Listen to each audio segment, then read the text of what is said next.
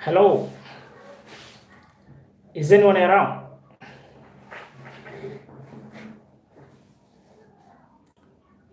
I'll tell you something. Tell me if you're around. And where are you watching from? I can see some guys already coming in.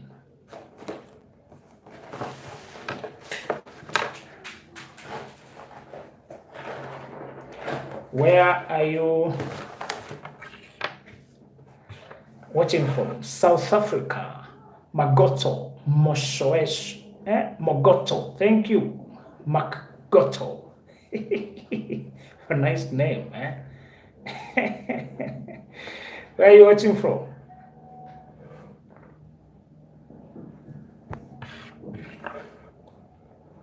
Okay.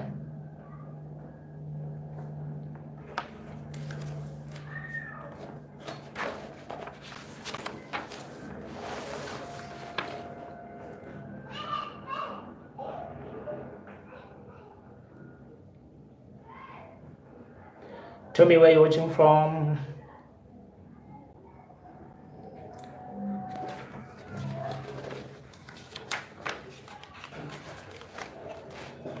I have seen South Africa. Where are the guys in Europe, America, Kenya, Africa? Watu wa Mombasa tuko ready. Ruth from Mombasa. Ready. All right. Okay.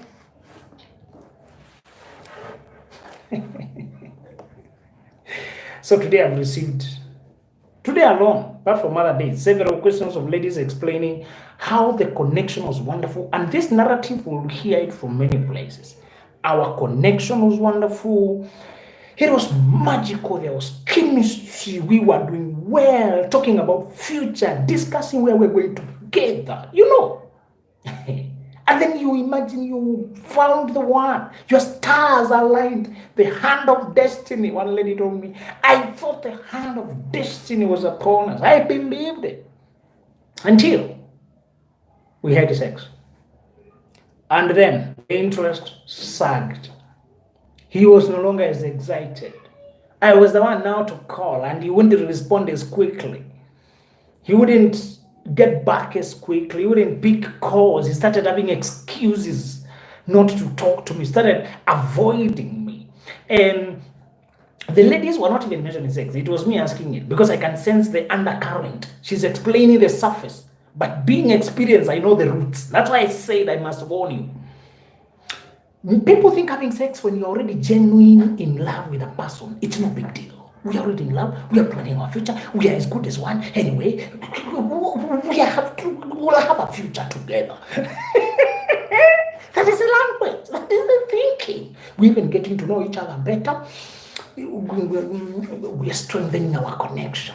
That is the thinking. And why would I keep a person whom I truly love hungry? We are adults. Sex is no big deal. That's the thinking. Let me tell you the problem. Sex is not the same inside and outside marriage. Outside marriage is a very different affair. When you're already married, you are committed to each other. It's an ingredient of the connection. It's part of the connection. It's part of the magic. You're doing life together. It's for procreation. It's like other things you do together. You enjoy sex inside marriage. The way you enjoy a meal together, time together, outing together. It's now in its right context. God intended sex to be in the right context. When you're inside marriage, sex is a very different affair. It's building, the feeling is different. There's no guilt after the sex. But now outside marriage, even if you are engaged, even if you are already boyfriend, girlfriend, even if he has come to your home, even if you have known his people, even if, as long as you're not yet husband and wife, sex has the following effects.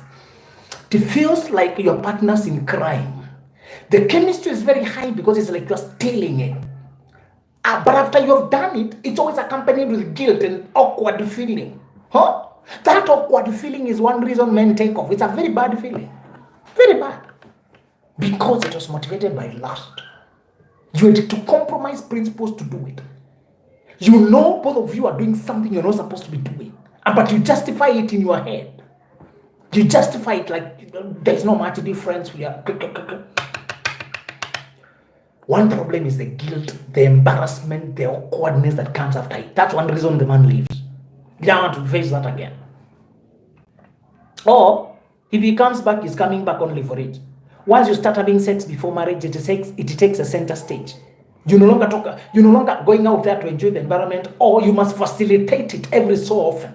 Once you start having sex before you get married, it takes the center stage in your relationship. It's the one now that is most important, or it causes a drift. The other reason man leaves, he starts asking himself many questions. Did he satisfy you? Did you satisfy him? Both of you are questioning yourselves. Was I good enough? Do you still love me? Do you still think I'm special? Do you still think I'm special? After you get involved with sex, there are many questions in your mind. Guilt, shame. You start wondering, was I enough? Do you still love me? You start wondering whether you did good enough. How did I perform? After you have sex outside marriage, it's no longer neutral. The neutrality is gone. And then he had thought you are special, kind of unattainable. Now you have compromised. He starts asking himself, I wonder how many other people you slept with. I wonder. There are many questions, insecurities, complicated feelings. Now he was running after you because of the thrill of the chase, having to build a life, win you, prove himself. Now he's wondering whether you start seeing him funny. So he leaves after sex because you are no longer that special. You looked unattainable, very principled, but now you look just like other women. In fact, he begins to wonder whether how many other people you have slept with, and whether this is the last man you're sleeping with.